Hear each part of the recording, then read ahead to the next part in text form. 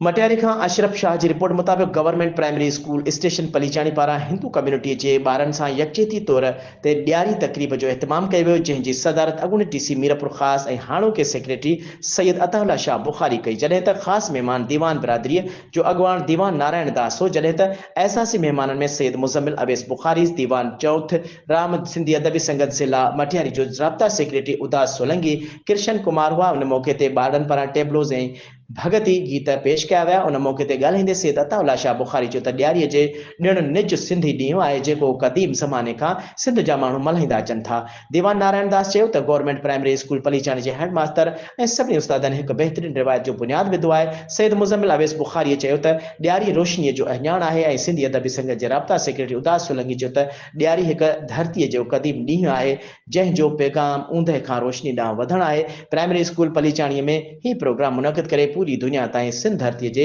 रवादारी खे उजागर कयो वियो आहे। गवर्नमेंट प्राइमरी स्कूल स्टेशन पलीचानी जे हेड मास्टर मोहम्मद हाशिम पार्टी सभिनी आलमी माण्हुनि खे गुलनि जा हार पाराया ऐं चयो त अॼोको प्रोग्राम मोहब्बत जो प्रोग्राम आहे ऐं इहो हर साल भरपूर नमूने मल्हायो वेंदो आहे। तकरीब में कृष्ण कशी, डॉक्टर जियाराम, रामजी कशी, नारो कोहली, फौजी बागड़ी, अब्दुल हकीम, रियाज बाटी, रियाज मोहम्मद बाटी, ज़ाहिद बाटी